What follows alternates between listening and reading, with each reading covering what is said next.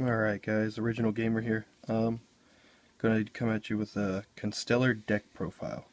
Um, I would have done this one sooner, but I was waiting on my Sombres to come in. It's a deck I've been interested in for a while, but I've always been 2 Sombres short on making it, and I finally got them. So I'm gonna go ahead and do this deck profile. I was supposed to run this at locals last week, but I ended up not being able to make it. But I'm just gonna go ahead with the deck list, and then we'll talk about the cards as we see them. Alright, first off, you need your 3 Constellar Sombres. Now, this card lets you recycle your monsters once used up.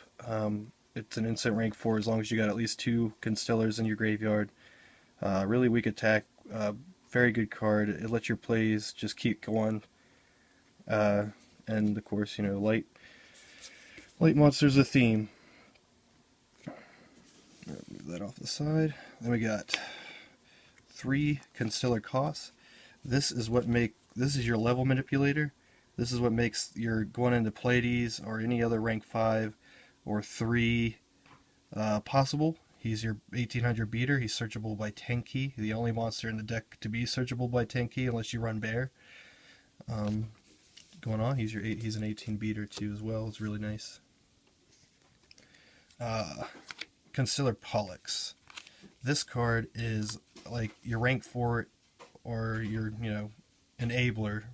You normal summon him, and no matter what, even if it's effect failured or Fiendish Chain or whatnot, you get to normal summon another Constellar no matter what. So basically, you normal summon this guy and summon your costs, raise both their levels to 5, make Pleiades or whatever you need. You could even keep them 4 and go for a 4, or lower them down 1 and make your rank 3 if you run any rank 3s. But you need 3 of those guys. It is also searchable by Rhoda because it's a warrior. I'm running 2 Constellar Algaidi or Algaidi.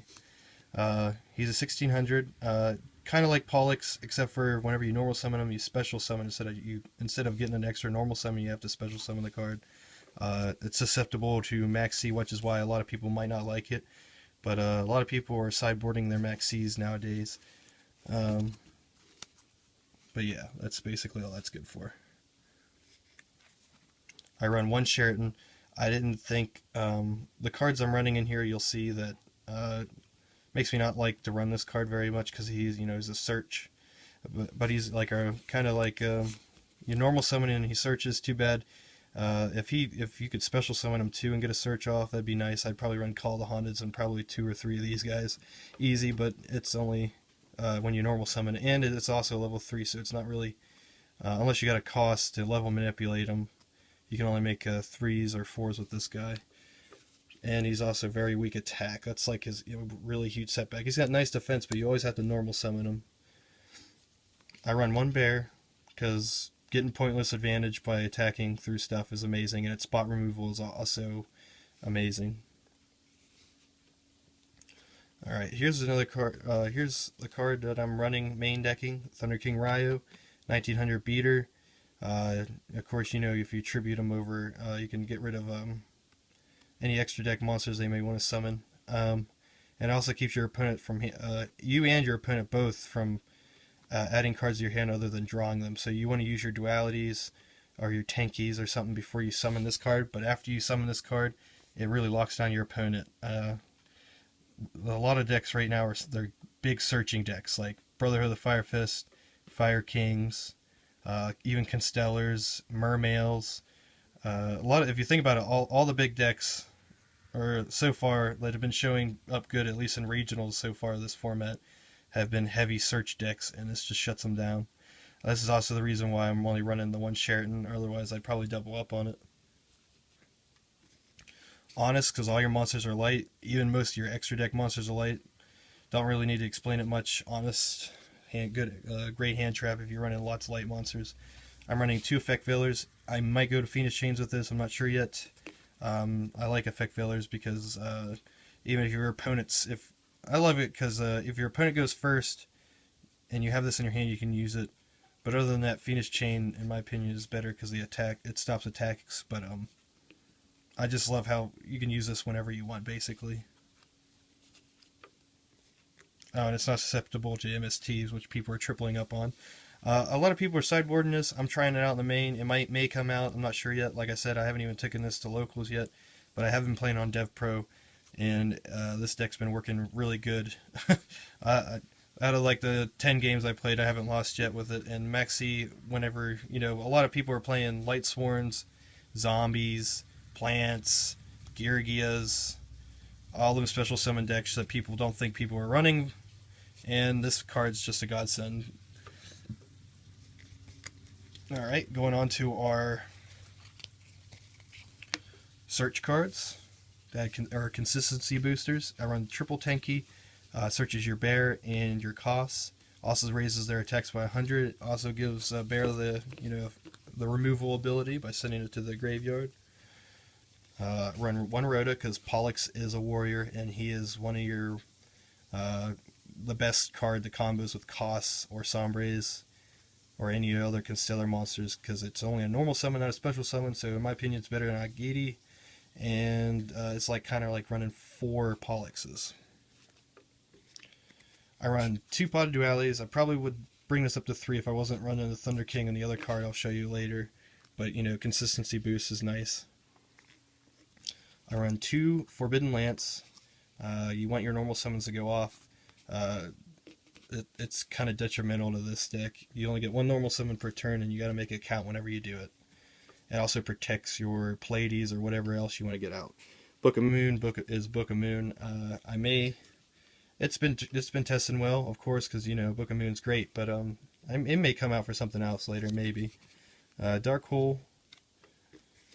This is your basic staples. You got your triple MST to go along with your double Forbidden Lance. I may even change your ratio to 3 Lance, 2 MST, and sideboard the other one, but I'm not sure yet. Now starting off the traps. This is another reason why I'm shrinking up on my Potted Dualities and my Sheratons. Because of mistake. I would probably double up on it if I had another one, but I only have the one right now. This card is fantastic. It's pretty much a trap form of Thunder King, minus the negate the special summon thing. But this just stops so many decks. I'm main decking it right now. It may go to the sideboard. I don't know yet. But from what I've seen, this card is probably going to stay in the main. It's incredibly good. It just shuts down loads of decks. This is another card I'm not too sure about in the main. I'm trying out Double Safe Zone. It's really great to keep your Pleiades safe, to make sure you get every bounce. Your M7 safe to get all its bounces. Basically any of your extra deck monsters safe. Also, it'll keep your Sombres safe so you can keep recycling things. Or if they affect Valor, your cost or something, while you're trying to level manipulate to make that rank 5, you can protect your cost till next turn, or whatever you need protected. And also, if they MST it, blind MST, which, face it, everyone blind MSTs, you can just target, if they have a monster, you can target their monster and take their monster with it. So it's basically, a -1 for them. So, great. Of course, I run all 4 of the 1-ofs. Warning, Bottomless, Compulse, Torrential, and 1 more Mirror Force for more mass removal. Going on to the extra deck. Alright, let's see here. I gotta situate something. Alright, now starting off rank 3s. I run 1 Mega Equipped Engineer. This is the only rank 3 I play, and it's basically to protect your Pleiades or your other monsters. Really great card. It's a light for honest. Not much to say about it. I didn't really want to waste too much space on 3s because you generally will not make them, but this seemed like a really good one. Okay, Abyss Dweller, generic rank 4, great versus all them graveyard reliant decks, of course. Maystroke, Book of Moon on legs, takes out Ophion. What's not to like about that? Stall even. Pseudo 3000 beater, 800 will steal games. The burn it does. 1 Praesipi or whatever he's called. Just another option for a rank 4. You can also overlay M7 on it, and it's like a very small honest for all your Constellar monsters. Now, here's a card I'm running double of. It may go down to 1 for another rank 4 maybe later, but as of now, this card has won so many games. It is amazing. People are running so much back row, and whenever this hits the field, you just go through all their back row. And it protects all of your Constellars. If you've been running like hunters or something that can spam this too, imagine a deck full. Usually it's only just to protect a mega, but now this card protects all your monsters. It is insanely good, insanely good. That's why I'm doubling up on him, of course. And Starleech Paladynamo, I was running to this, but I decided to take one out for for Abyss Dweller, because I realized I didn't have them in there, and I felt like covering more ground is better than just running double these. Plus, you usually got Pilates or something to take care of your problem cards, so but the option's still there. He's a great card. I almost wanted to run 2, like I said. He can steal games, and the draw off it's good. Of course, double Pallades. Yeah, double Pallades here. This is your main boss monster. It's a compulsive during either player's turn. It's amazing. Going on rank 5s, I run a Tiras and a Volcasaurus. You can OTK so much with this Volcasaurus, it's dirty. Same goes for Shark Fortress, it helps get games a lot. One M7 because this card's broken, and there was a reason it was on the ban list. Of course, we're still only running 1 because of space. If the extra deck was larger, this would definitely go up to to at least 2. But because of we're only allowed 15 cards, to allow for more versatility, we're just going to stay with 1. Gaia Dragon, you use Volcasaurus' effect to blow up a card, deal damage, overlay into this, attack for some more. This is usually a good game ender, or if your Pallades or whatever runs out of material, just slap this on top of there, and you're good to go. 2600 Piercer, and a lot of people were still running the tokens. You either get out Dracosac, or you're even playing Mecha Phantom Beast or something, and the piercing can get you games by itself. But all right, that's it for the deck list. You let me know what you guys think. Like I said, I haven't done much testing with this deck, but it seems to be running good, at least on Dev Pro. I'm going to get some in real life testing done with it, hopefully this weekend. But if you guys see anything wrong with it or have any suggestions, it would be nice to hear it. As always, guys, thanks for watching. Have a nice day. Rate, comment, subscribe. I'd greatly appreciate it. Alright, Original Gamer out, guys.